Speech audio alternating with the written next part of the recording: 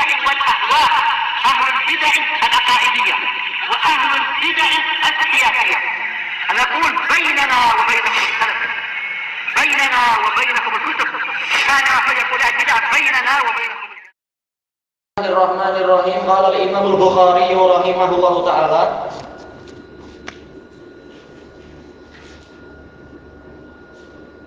Mana kita?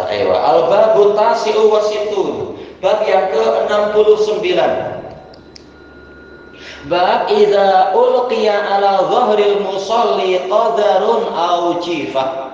Apabila dilemparkan di atas permukaan, kalau bahasa Indonesia mudah tapi nanti jadi susah pemahamannya.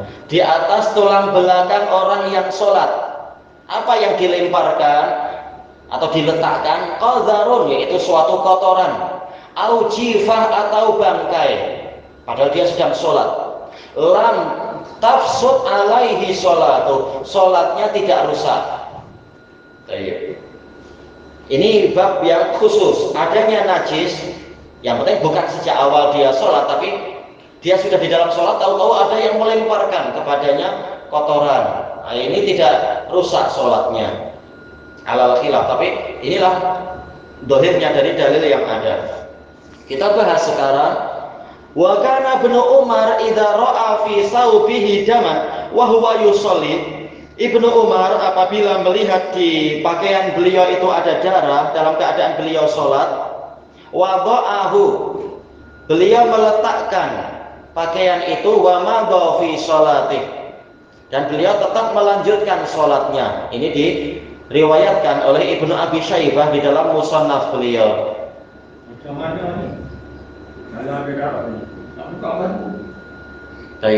Ini kembalinya kepada khilaf di kalangan ulama, apakah darah itu najis atau tidak. Darah yang bukan haid dan nifas, yang rajih dia tidak najis.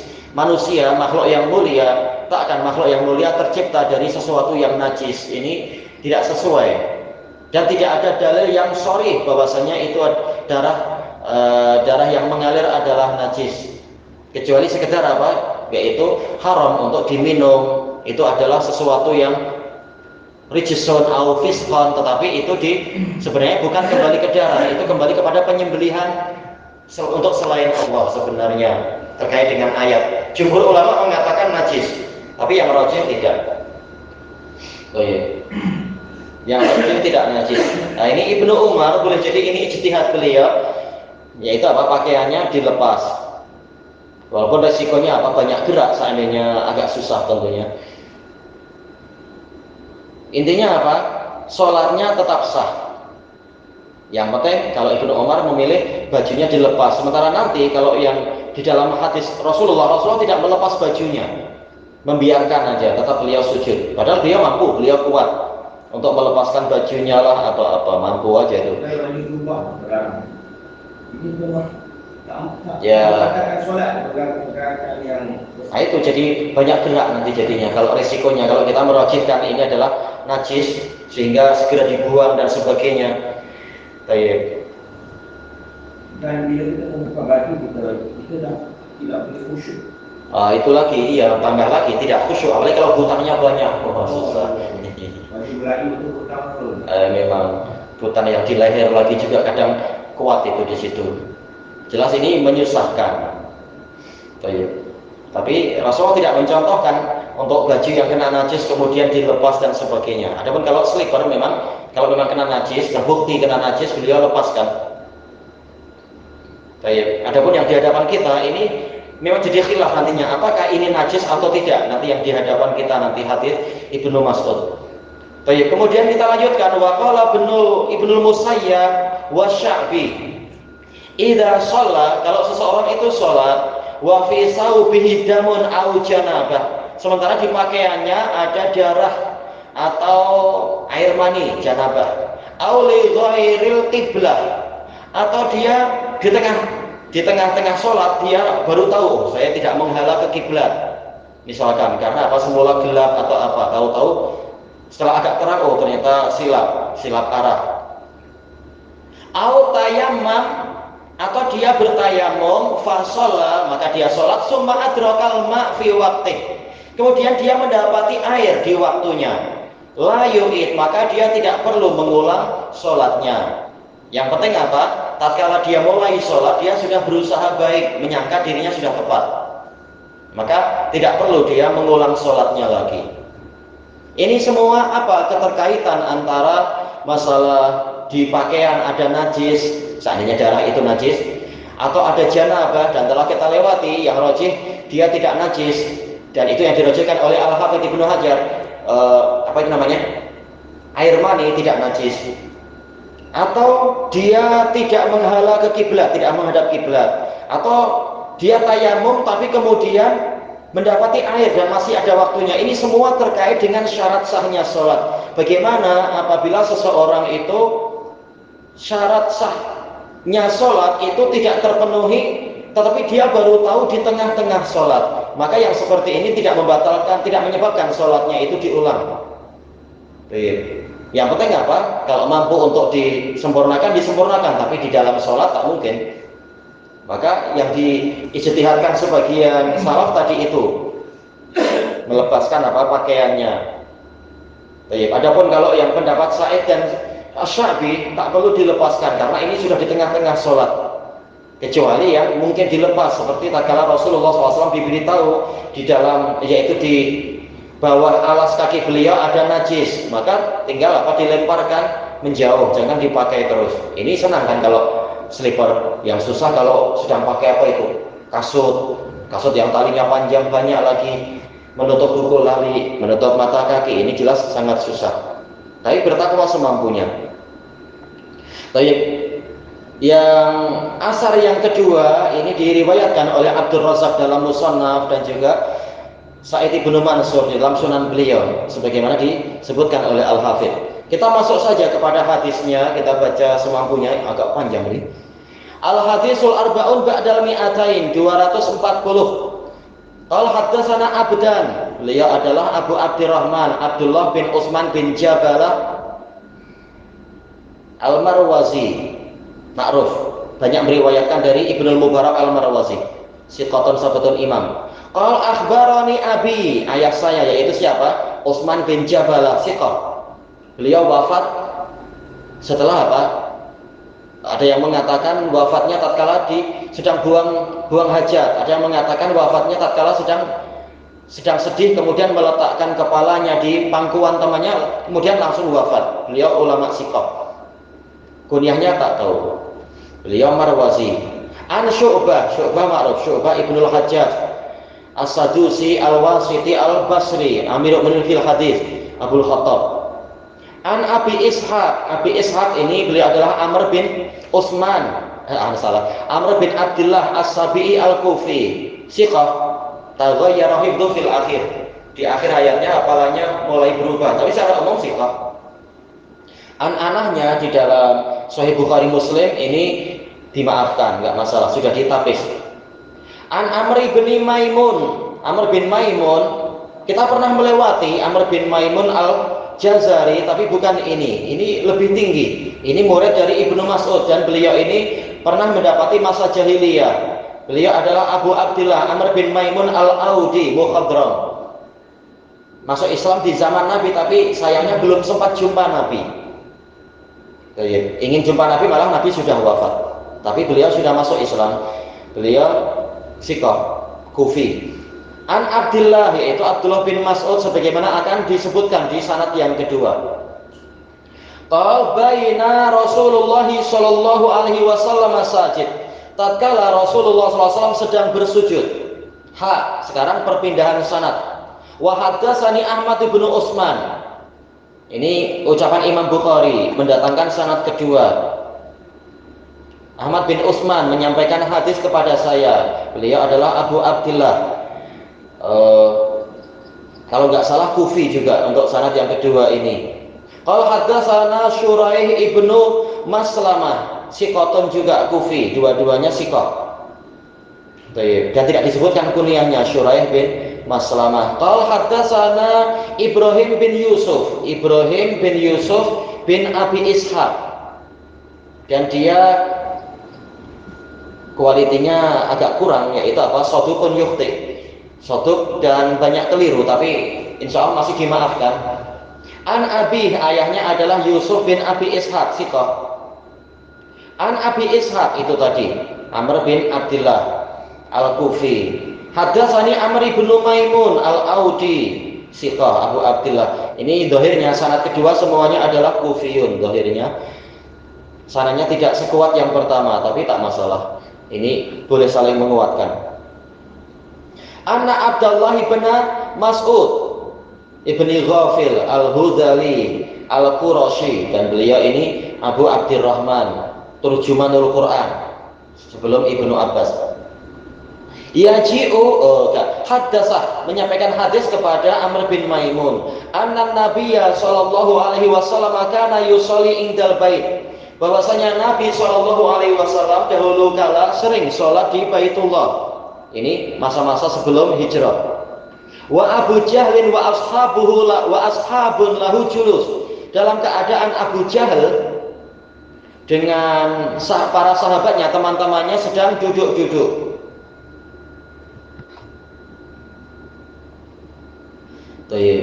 Idh qala ba'duhum li ba'd, ketika itu sebagian dari mereka berkata kepada sebagian yang lain. Ini kata, lihat orang ibadah malah mau diganggu-ganggu. Ayyukum yaji'u bisalah jazuri bani fulan, siapa dari kalian yang mau mendatangkan salah jazur, yaitu sisa dari onta yang disembelih. Sebagian riwayat mengatakan apa, isi perutnya yang sudah dibuang, milik bani fulan. Fayadahu ala dhahri Muhammad, kemudian dia meletakkan di atas tulang belakangnya Muhammad. Dalam riwayat yang lain, ala hadzal murai, kepada orang yang riya ini. Nabi Muhammad dituduh riya. Kalau kamu apa berarti?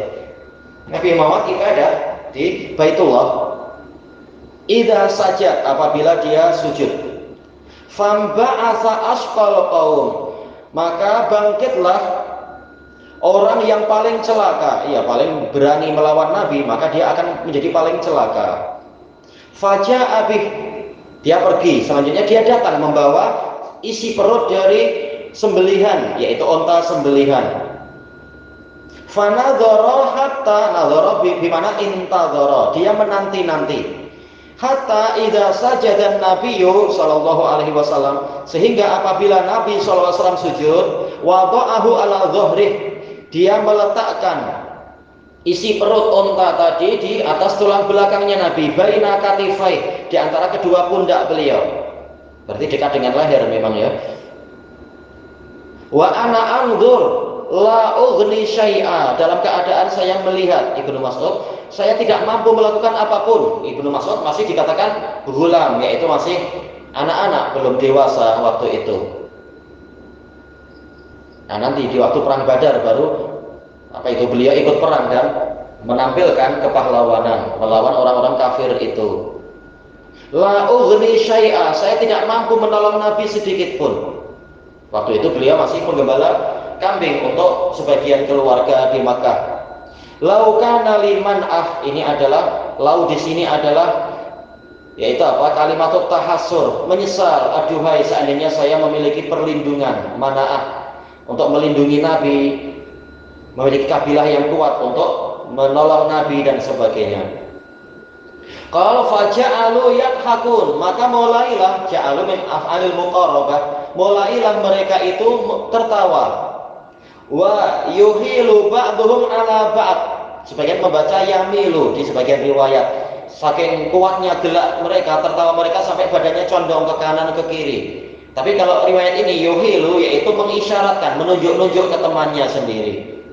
Wa Rasulullah sallallahu alaihi wasallam sajidun la yarfa'u ra'sah, dalam keadaan Rasulullah SAW bersujud, beliau tidak mengangkat kepalanya. Ini yang menjadi sisi pendalilan, yaitu ada kotoran di situ, jelas ini barang yang kotor. Apakah najis atau tidak? Ini perlu pembahasan yang agak panjang di dalam Fathul Bari. Tapi intinya jelas ini sesuatu yang kotor, penuh dengan darah, penuh dengan isi perut, enzim, sisa-sisa ini, dan bukan mustahil ada kotoran lembu lagi dan sebagainya di dalam perut itu. Tapi Nabi tidak kemudian melepaskan jubah atau menyingkirkan kotoran tadi, tetap beliau sujud dan tidak mengangkat kepalanya. Kata para ulama, seandainya ini najis, Niscaya Nabi tidak membiarkan benda itu lama-lama ada di atas kepala beliau, di atas badan beliau dalam keadaan beliau sedang sholat. Tapi tatkala Nabi diam saja seperti itu, maka yang seperti ini tidak merusak sholat beliau. Cuma najis atau tidak najis, ini pembahasannya panjang. Kita tahu kotoran unta ini tidak najis. Demikian pula apa? Yaitu kencingnya juga tidak najis. Cuma masalahnya ma'ruf, sembelihan yang dilakukan tanpa mengikuti syariat ini menjadi apa? Menjadi bangkai, dan bangkai itu najis. Ijma' para ulama, bangkai itu najis kecuali mayitnya manusia tidak najis. Tapi kalau bangkai-bangkai hewan itu najis. Kullu ma dzubiha li ghairi syara' fa innahu apa istilahnya itu? Maitah. Semua yang disembelih bukan dengan cara syariat, maka dia jadi bangkai. Dan maitah ini adalah najisah. Bangkai ini najis. Makanya yang mengatakan ini najis pendapatnya lebih kuat. Karena ini disembelih orang jahiliyah, yaitu apa? Orang-orang musyrik. Jelas ini menjadi bangkai dan bangkai itu najis. Cuma kalau ini najis, kenapa Nabi diam saja? Ini yang muskil di dalam syarahnya. Para ulama merasa iskal, bagaimana ini? Bukankah di antara syarat sahnya sholat adalah apa? Sucinya badan, sucinya pakaian, dan sucinya tempat sholat itu dari najis. Sekarang kenapa Nabi membiarkan itu? Ini memang iskal. Kita habiskan dulu pembacaan hadisnya ini. Hatta ja'at Fatimah, sehingga datanglah Fatimah. Ada yang mengabarkan kepada Fatimah, ini ayahmu diganggu begini-begini. Fatarahat an dhuhrih, maka dia pun membuang kotoran tadi dari tulang belakangnya Nabi. Dalam riwayat yang lain, dan ini hadisnya terulang di banyak tempat, Fatimah mengutuk orang-orang itu, tak takut walaupun wanita tapi pemberani, mengutuk, mencaci maki orang yang menjadi musuh ayahnya itu, musuh Nabi. Farafa'a ra'sah, kemudian Nabi mengangkat kepalanya. Summa qala Allahumma 'alaika bi Quraisy. Beliau berdoa, ya Allah, timpakanlah hukuman kepada orang-orang Quraisy. Salasa marrat, 3 kali. Ini doa orang yang terzalimi boleh membalas dengan cara berdoa. Walaupun kita tak tahu isi, yaitu apakah wajib mengatakan Allah bunuh mereka, ya Allah potong tangan kaki mereka, tak perlu. Biar Allah yang mengatur apa yang adil. 'Alaika bi Quraisy. Kalau yang mendolimi orang Quraisy waktu itu. Fasyaqqa alaihim, maka terasa susah bagi mereka. Idda'a alaihim, karena Nabi mendoakan kecelakaan pada mereka. Tahu pula bahaya kalau sampai didoakan kecelakaan oleh Nabi, apalagi di tanah suci. Qal wa kanu yarawna anna da'wata fi tilkal balad fi dzalikal balad mustajabah, dan mereka memandang bahwasanya doa di negeri itu dikabulkan. Ya, di tanah suci ini, di tempat yang sangat Allah muliakan, apalagi nabinya, nabi yang mulia, terzalimi lagi. Summa sama tadi menyebutkan secara global, sekarang menyebutkan secara terperinci. Allahumma 'alaika bi Abi Jahal wa 'alaika bi Utbah bin Rabi'ah wa Syaibah bin Rabi'ah wal Walid bin Uqbah wa Umayyah bin Khalaf wa Uqbah bin Abi Mu'aid. Ini Rasulullah mengerti nama-nama berdasarkan wahyu kepada Rasulullah. Mereka ini di belakang Rasulullah. Mungkin ada 10. Ini insya Allah kita akan mendapatkan riwayat, kalau umur kita panjang, beliau sholat sampai selesai. Nah, setelah itu baru berdoa. Jadi mungkin beliau sudah tengok-tengok siapa itu. Wahyu daripada Allah itu. Seandainya nggak ada riwayat yang lain, mungkin Rasulullah sedang tidak melihat. Sehingga apa? Ya dari mana beliau tahu? Mungkin dari wahyu. Cuma riwayat yang lain menunjukkan setelah kotoran itu hilang, beliau selesai sholat dulu, menyelesaikan semuanya. Baru berdoa dengan suara yang didengar orang-orang. Rasulullah bersolat depan Ka'bah yang dikelilingi dengan patung-patung masih banyak. Ya, mungkin ambil posisi yang tidak ada, mungkin di sela-sela atau apa. Patung itu banyak. Iya. Cuma ini darurah, namanya Ka'bah belum dikuasai muslimin, makanya masih banyak patung, dan Rasulullah tidak meruntuhkan karena belum ada kemampuan untuk itu. Ada di situ jin-jin syaitan banyak di sekeliling Ka'bah. Banyak aja, tapi Allah yang melindungi Nabi. Baik. Disebutkan di sini wa'ada sabi' falam nahfad. Nabi menyebutkan yang ketujuh, namun kami tidak hafal siapa orang yang ketujuh itu. Baik. Ada nanti kalau umur kita panjang insya Allah disebutkan dalam riwayat yang lain ada lafaz yang ketujuh dan ada penjelasan ini yang lupa Syu'bah ataukah yang di atasnya. Sebagian mengatakan Syu'bah yang lupa, tapi dalam riwayat yang lain Syu'bah ingat kemudian menyebutkan sehingga tepat orangnya 7. Qal fa walladzi nafsi biyadihi, demi zat yang mana jiwa saya ada di tangannya, kata Ibnu Mas'ud, laqad ra'aitul ladzi adda Rasulullah sallallahu alaihi wasallam, sungguh saya telah melihat orang-orang yang dihitung disebut-sebut oleh Rasulullah SAW syar'a fil qalib, mereka semuanya bergelimpangan di lubang itu, qalibi badar, di lubang sumur Badar. Ya, semuanya mati karena doanya Nabi, mati kalah lagi. Sebagian terpotong-potong seperti Umayyah bin Khalaf, badannya terpotong-potong. Ini kena doanya Nabi. Baik, kita lanjutkan pembahasannya di masa hadapan insyaallah. Wallahu a'lam. Subhanakallahumma wa bihamdika la ilaha illa anta astaghfiruka wa atubu ilaik. Walhamdulillahirabbil alamin.